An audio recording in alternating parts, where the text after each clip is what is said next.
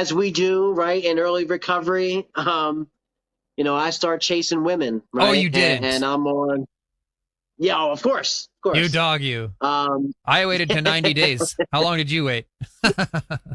well, how long did I wait? Probably about 60. About that first 30 days when you're an inpatient, you don't get a phone, you can't go anywhere, right? Yeah, yeah, But as soon as I hit that halfway house and they give you your phone back and you're able to go out and go to work and go to meetings, like yeah, I went to meetings in the very beginning, kind of half and half, right? To get that hope shot, but also hopefully there was a girl walking in that was cute. You know what I yeah, mean?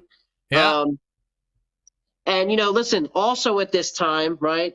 After quite a few years of, um, towards the end of that last time, like my dad was getting fentanyl patches, and I was using those, and I was cutting them in strips and snuffing them, and after just quite a few years of neglect and using different substances and all types of things, my teeth were a fucking mess, Yeah. right? So these are not mine; these are new. They're just over a year old, Looking right? sharp.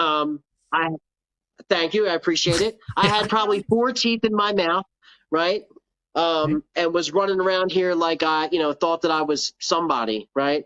But I start playing Plenty of Fish. I start playing Tinder, Mm-hmm. and I'm going to meet whatever, right? But my life is getting better as far as my recovery goes, right?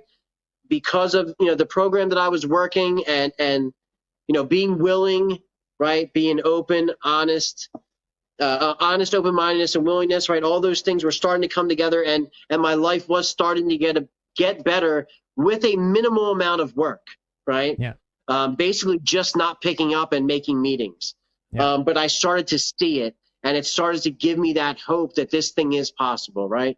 Yeah. um, so with about 9 months clean, I'm living in this recovery house setting, right? Things are good. I have a decent job. Mm-hmm. Things are starting to go well, right? So I'm on Plenty of Fish one night, and I see this girl that I dated like 20 years ago.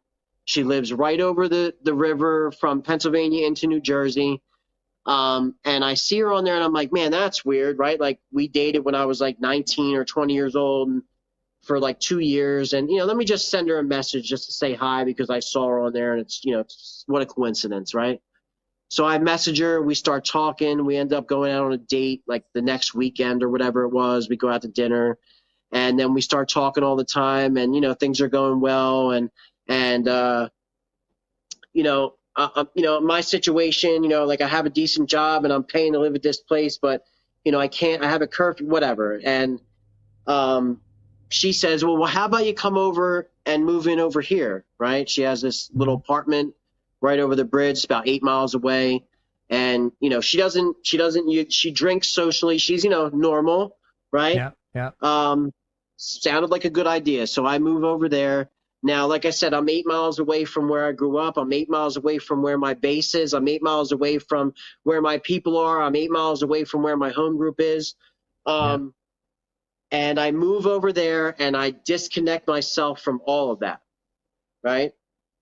I probably made two meetings in New Jersey, um, but somehow, some way, and essentially just white knuckling it, I stayed clean for 26 months. And I got a better job, and we got another apartment, and we got a car, and things were going pretty well, right? So I'm working in a warehouse, as like a semi pseudo supervisor for the biggest publishing company in the United States. And things are going good, right? And I got this nice car and this nice apartment and the girl, and things are good, right? Mm-hmm. Um, but nothing bad has happened, really, right? I'm just coasting essentially at this point. And really didn't have any reason to go back to my old life. So